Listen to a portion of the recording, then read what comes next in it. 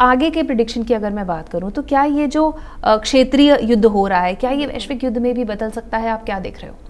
देखिए, अगर सितारों की बात करें तो ऐसा वैश्विक युद्ध के तो चांसेस नहीं दिख रहे हैं, जैसा मेरा आकलन है। ये छोटे छोटे युद्ध आप देखेंगे अलग अलग कंट्रीज़ में, क्षेत्रीय युद्ध, लेकिन वैश्विक स्तर पे अगर हम विश्व युद्ध की बात करें तो उसका भी मेरे हिसाब से कोई ऐसे आसार नज़र नहीं आ रहे हैं। अब मेन क्या है, देखिए, जब राहु शतभिषा नक्षत्र में चल रहे हैं तो एक जन आंदोलन, एक सत्ता का विरोध, ये हमेशा जब भी शतभिषा में राहु आते हैं तो एक जन आंदोलन हम देखते हैं। और इसमें अच्छा ये है कि तकनीकी विकास भी बहुत होता है।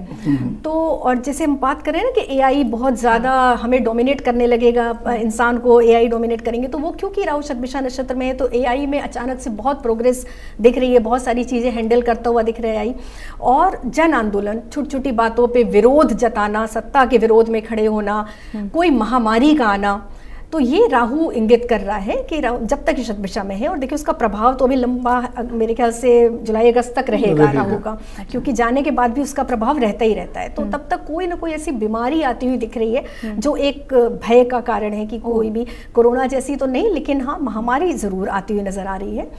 दूसरी बात है, इस वर्ष 2 खप्पर योग भी पड़ रहे हैं, 2 बार खप्पर योग, तो ये भी थोड़ा प्राकृतिक आपदा, बीमारी और इस तरह की चीज़ें, अनवांटेड चीज़ें, कुछ ऐसी घटनाएं लोगों में। अब शुरू में भी आप देखिए, अगर हम 19 मार्च के भी हम कुंडली लगाते हैं तो लग्न, मेन लग्न आ रहा है और चंद्रमा शनि एक साथ है, विष योग शुरू में ही, वर्ष के शुरुआत में ही विष योग बना हुआ है।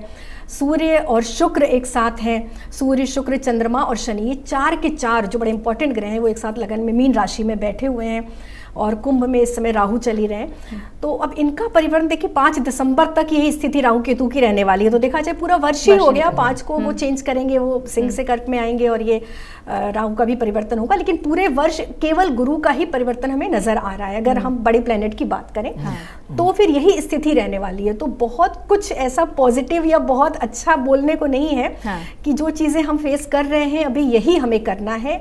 इसीलिए जैसे हमारे आचार्य जी ने, आदरणीय गुरु जी ने बताया कि भाई गुरु के चरण पकड़ लो, अपने इष्ट के चरण पकड़ लीजिए, और मंत्र जाप का देखो बहुत महत्व है ना। और हम अपने धर्म की बात करें, सनातन, तो सनातन तो श्री हरि है। लोग सनातन की तरह तरह की व्याख्या देते हैं जिसका आदि नहीं है, अंत नहीं है, लेकिन असली व्याख्या क्या है? भागवत पुराण में शुरुआत में कृष्ण जी ने कहा है कि हम सनातन, मतलब वो सनातन है, तो मतलब ईश्वर का रूप है हमारा धर्म जो है, तो हमें उसको ईश्वर के रूप की तरह ही पूजना चाहिए। आपने बाद में ये कहा कि कोई महामारी का योग भी बन रहा है, स्वास्थ्य पर भी असर पड़ेगा, तो कुछ आप ऐसा कहना चाहती हैं लोगों को कि वो ध्यान रखते अपने स्वास्थ्य का, क्या कर सकते हैं जिसकी वजह से वो थोड़े से बचें इनसे? देखिए कोरोना के टाइम भी हम लोग यही कहते थे कि ज्यादा से ज्यादा इम्यूनिटी बढ़ाओ, सूर्य की रोशनी में बैठो, सूर्य को जल दो। हम जब सन को थोड़ा सा एनहेंस करते हैं ना सूर्य को, क्योंकि प्रॉपर इम्यूनिटी बढ़ाने वाला कारक ग्रह है सूर्य, तो ओम गृणी सूर्याय नमः का अगर हम बोलते हुए एक सूर्य को जल देते हैं, मुझे लगता है बहुत अच्छा उपाय है। और ये माना हुआ उपाय है कि जो लोग डेली सूर्योदय के समय जल देते हैं ना, उनका सच में वो शारीरिक स्वास्थ्य उनका अच्छा होता है। लेकिन इसमें काफ़ी सारे रीज़न है। बच्चे भी बोलते हैं भाई हम रात को देर पढ़ते हैं, देर तक तो सुबह उठना मुश्किल नहीं है। कोई बात नहीं, आप ऐसा नहीं है कि आप भोर में ही दीजिए, मुझे लगता है कि भाई आप 7-8 बजे भी दे सकते हैं। और नहीं पॉसिबल है अगर, तो आप संडे को आदित्य हृदय स्तोत्र का पाठ कीजिए, आप रुद्राक्ष के एक रुद्राक्ष धारण कीजिए, एक मुखी नहीं जो आपको मिल जाए है ना, एक रुद्राक्ष, पंचमुखी रुद्राक्ष धारण कीजिए। उससे सूर्य और शिव दोनों की कृपा रहती है। अचानक से आपका कॉन्फिडेंस डेवलप होता है, निर्णायक क्षमता बढ़ती है। देखिए आप रुद्राक्ष, अगर हम एक रुद्राक्ष भी पहनते हैं ना, बस ये होता है कि प्योर रुद्राक्ष होना चाहिए।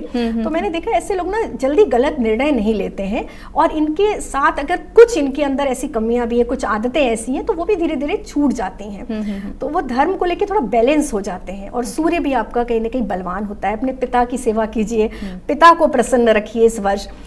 अगर आप ये वीडियो YouTube पर देख रहे हैं तो हमारे चैनल को सब्सक्राइब कर बेल आइकन दबाएं, और Facebook पर देख रहे हैं तो हमारे पेज को लाइक करें।